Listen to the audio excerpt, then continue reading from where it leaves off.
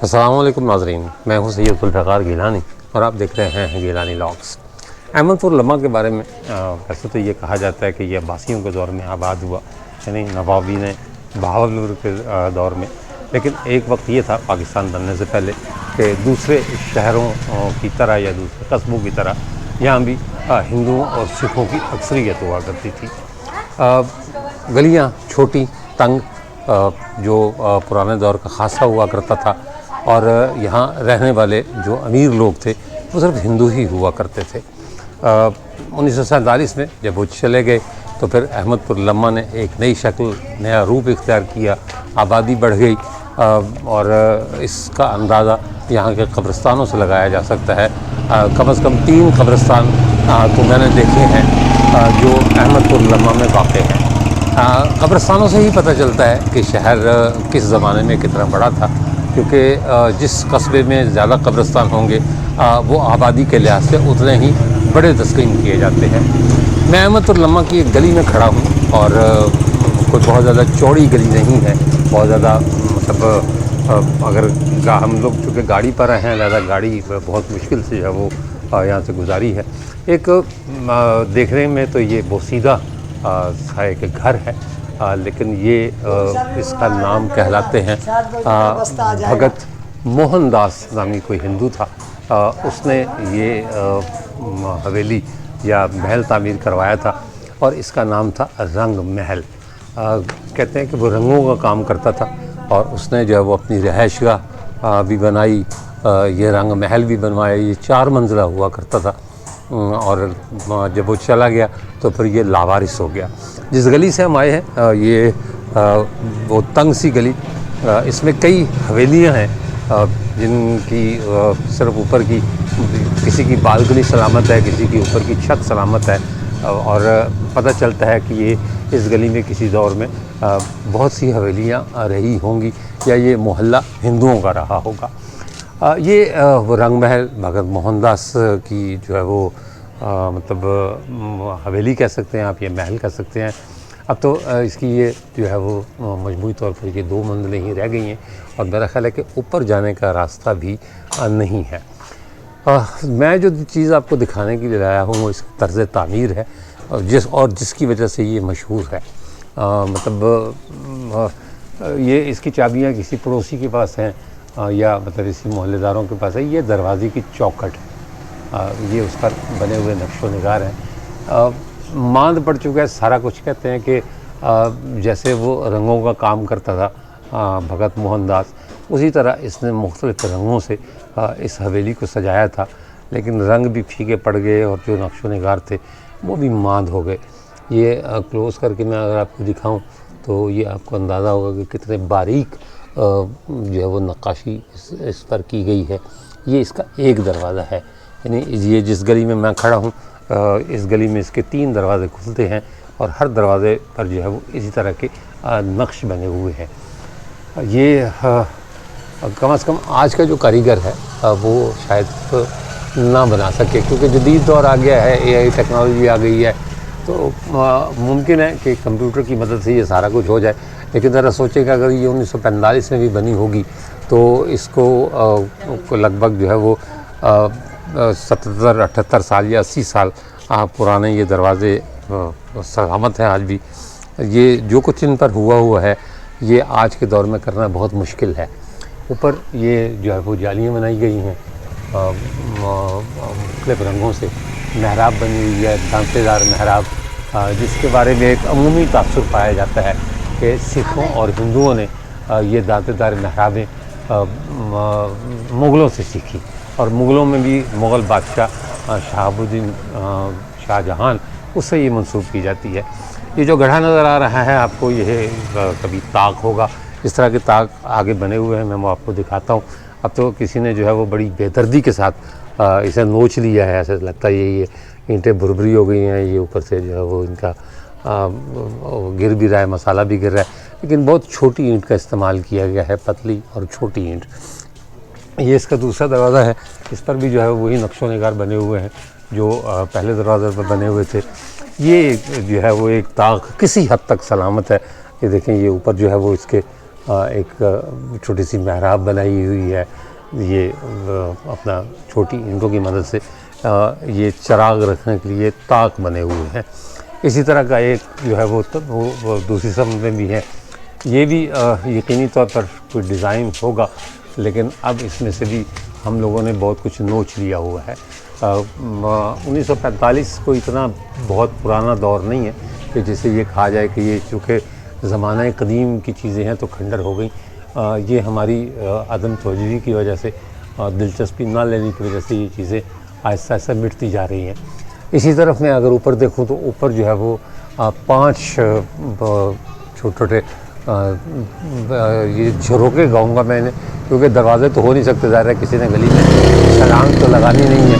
और इसके ऊपर जो है वो परछत्ती जो बनी हुई है, ये लकड़ी का जो काम इस पर हुआ है, इसका जिससे वो मतलब सहारा दिया हुआ है, ऊपर की जो छज्जा है उसे जो सहारा दिया हुआ है, ये बाकायदा अगर दूर से देखे तो ये लगता ही है कि कोई जानवर जो है वो बैठा हुआ है और उसी जानवर की शबीह इस पर बनाई गई है। इधर से तो खैर ईंटें भी इसकी गिर गई हैं, लेकिन अब भी नज़र आता है कि हाँ जी ये किसी दौर में बहुत अच्छी हालत में रही होगी। और वाकई अगर इसका नाम रंग महल रखा गया तो ये रंग महल ही होगा। नीचे एक बोर्ड भी लगा हुआ है कि शारा हाफिज़ तहसीन अहमद इफ्तिताह रंग महल भी लिखा हुआ है उस पर। ये उसका कोना, ये ईंट आप देखेंगे किस खूबसूरती से इसको तराशा गया है। और ये इसके साथ जो है वो एक और दरवाज़ा, यानी मैं दूसरी सब्त आ गया हूँ, ये वो दरवाज़ा और इसके ऊपर बाकायदा बना हुआ डिज़ाइन। ये इधर से तो उखड़ गया है, लेकिन इधर जो है वो फूलकारी आपको नज़र आ रही होगी, जो उसी से जो है वो बनाई गई है। ये भी वही वैसे ही दरवाज़ा जैसा मैंने आपको उस सम से दिखाया है। दरवाज़ों की शक्ल तकरीबन एक जैसी है और इसके साथ जो है वो ये बना हुआ ताक, ये कुछ मुकम्मल हालत में है, आप मतलब इसे देख सकते हैं। इसी तरह का ताक होगा रोशनी के लिए और हवा के लिए।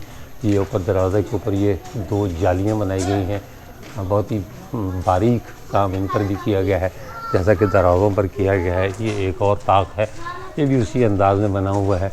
और ये तीसरा और वो फिर चौथा ताक। अगर मैं इस रुख से आपको दिखाऊं तो इस रुख से भी इसके 4 ही दरवाज़े हैं और ऊपर से जो इसका छज्जा है वो मेरा हाल है अब गिरा कि तब गिरा, ये वाली सूरत हाल है। अंदर देखते हैं, अंधेरा है, ज़ाहिर है कोई रोशनी का बंदोबस्त नहीं है। पुराने दौर की कुंडियाँ लगी हुई हैं। ये मैं आपको दिखाऊंगी, ये वही कुंडी जो खींच कर बंद की जाती थी। आजकल तो नए नवेले ताले आ गए। इस दरवाज़ा, ये शायद मरकज़ी दरवाज़ा होगा, इसका कुछ रंग रूप अलग है। इस पर जो इंग्रेविंग हुई हुई है वो अलग डिज़ाइन की है। ये इसका मरकज़ी दरवाज़ा आप कह सकते हैं कि ये वो होगा। ये दूसरा पट है उसका, इस पर भी जो है वो नक्श व निगार उसी तरह के बने हुए हैं। ये जनाब इसकी छत है और ये छत बहुत खूबसूरत रही होगी अपने दौर में से। रंगों का हसीन इम्तजाज, नीला, पीला, काला, अपना फिरोज़ी, सुनहरा, सारे ही रंग इसमें से इस्तेमाल किए गए हैं। ये दूर तक ये पूरी कौम जो है, ये आ जाओ बेटा आप भी ये देख लो, ये पूरी कौम जो है मोहल्ले की इकट्ठी हो गई है कि शायद हम जो है वो टॉफ़ियाँ बांटने आए हैं, लेकिन ऐसा है नहीं बेटा। ये इसकी बालकनी है, यानी पहली मंजिल की बालकनी आप इसे कह सकते हैं। ये बहुत खूबसूरत अंदाज में इसको बनाया गया है। ये इसका बैरूनी हिस्सा है जो इस दालान में छोटी सी जगह है लेकिन खूबसूरत जगह है।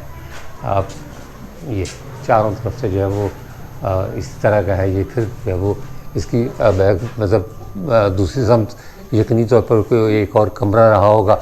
ये उसकी खिड़कियाँ खुलती हैं और बालकनी यहाँ से शुरू होती है। अच्छा, छत जो मैंने आपको दिखाई है उधर से, उस तरफ से डिज़ाइन कुछ और है और यहाँ डिज़ाइन जो है वो कुछ और है। मतलब ये कि इस बात का भी ख्याल रखा गया है कि छत जो है वो यकसा ना हो। यानी ये हिस्सा मैंने आपको पहले दिखाया था, इसके रंगों का इम्तजाज कुछ और है। फिर ये कोना है, कोने को बाकायदा उजागर किया गया है अलग अलग रंगों से। तो ये और फिर ये इधर मतलब बालकनी का जो निचला हिस्सा है यहाँ तक चला गया है। ये सारा जो है वो अलग अलग रंग है, फीके पड़ गए हैं रंग, लेकिन पता चलता है कि जी ये वाकई कभी रंग महल होगा और बहुत सोच समझ कर इसका नाम रखा गया होगा। ये जो एक चौकोर बनी हुई है इसको नीले रंग से अलग किया गया है, यानी अगर इधर से देखें तो ये देखें ये चौकोर जो है जो इसका जहाँ से ये मुड़ती है छत या बालकनी जहाँ से जो है वो टर्न लेती है, इसका कोना आप कह सकते हैं। तो ये कोना आजा बेटे तो अच्छा, ये कोना भी जो है वो अलग किया गया है।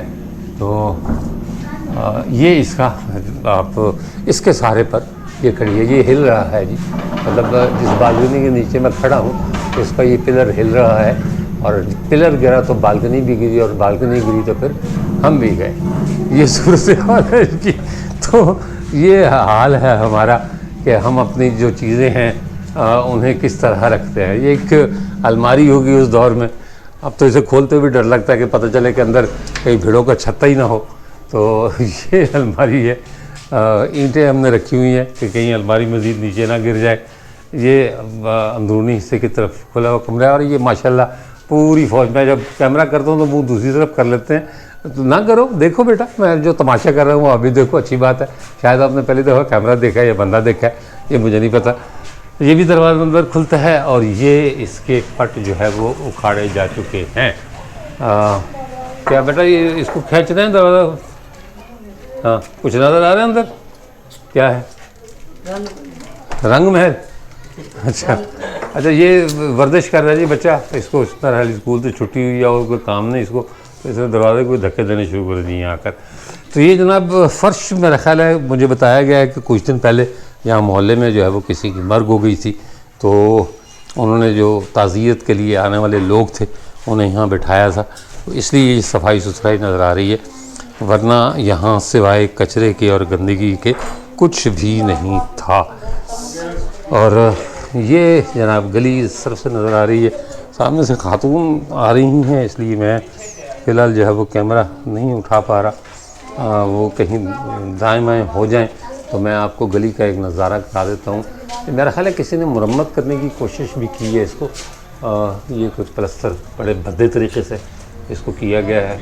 अब यहाँ से भी किया गया था, लेकिन अल्लाह के फज़ल से ये प्लस्तर भी हिल रहा है। ये गली का नज़ारा जिसकी वजह से मैं आपको नहीं दिखा पा रहा था, वो खातून जो है वो गुजर गई हैं। ये गली का नज़ारा, और ये इसकी जो है वो अकबी समत है। ये जनाब खिड़की से निकल कर मैं बाहर आया हूँ, और ये इस तरफ से रंग महल।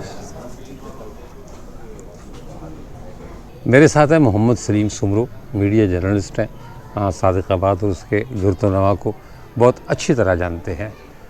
मेरे साथ अहमदपुर लम्मा आए हैं, और इस वक्त हम रंग महल के सामने खड़े हैं। सलीम सुमरो साहब, क्या ख़ास बात थी इस रंग महल में? रंग महल जो है एक बहुत ही खूबसूरत ये इमारत है।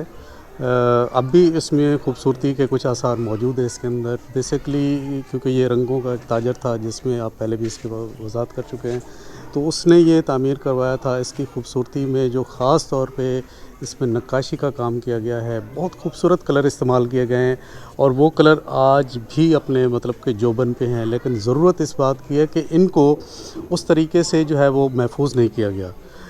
इसकी 4 जो है इसकी मंजिलें थी, जिनमें से 2 तो बिल्कुल यूँ समझ लें कि ज़माने की दीमक ने चाट ली। अब 2 जो है वो बच चुकी हैं, लेकिन उसमें भी जो है ना यूँ समझ लें कि वो भी तबाही के दाने पे मौजूद हैं। इसकी जो छत है इसके अभी भी वो जो है ना उस वक्त जो है ना वो गोल कड़े वहाँ पे लगाए गए थे, जो मोर झल के लिए इस्तेमाल किए जाते थे, क्योंकि वहाँ पे उस दौरान बिजली तो नहीं होती थी, तो हवा के लिए जो है वो मोर झल का इस्तेमाल किया जाता था, वो भी मौजूद हैं। और ख़ास तौर पे इस जो रंग महल के अंदर जो है सरे शाम जो है वो चिराग जलाए जाते थे। अच्छा। और बड़ा दिलफरेब एक नज़ारा होता था उस वक्त, जो बताने वाले बताते हैं। हमारी भी तो इतनी नहीं है कि हम कहें कि हमने देखा था। नहीं बिल्कुल सही है, तो लोग बताते हैं, तो बहुत खूबसूरत है। लेकिन ज़रूरत इस उम्र की है कि ये भी एक तारीख़ी विरसा है, और हमें चाहिए कि इसको जो है महफूज किया जाए जितना भी बचा है। लेकिन इसको अगर महफूज किया जाए तो ये हमारे जो है वो महकमा आसार कदीमा के लिए एक बहुत ही अच्छी चीज़ है। तो ये अहमदपुर लम्मा भी बेसिकली एक तारीख़ी शहर है, इसके अंदर बहुत सी चीज़ें हैं, जैसे ये रंग महल है, इसके अलावा जो है वो अहमदपुर लम्मा का एक कच्चा किला है, गुरुद्वारा है, तो बहुत सी चीज़ें हैं, तारीख़ी शहर है। ये यूँ समझ लें कि सादिक़बाद से पहले ये तहसील का इसका दर्जा था जी। अब जो है मतलब कि सादिक़बाद तहसील है और ये इसका जो है वो नवाही इलाका ही समझ लें।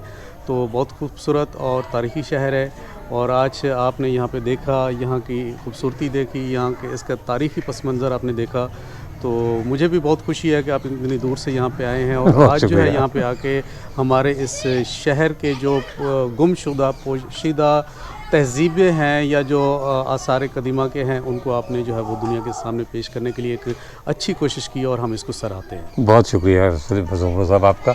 खुश रहें, सलामत रहें।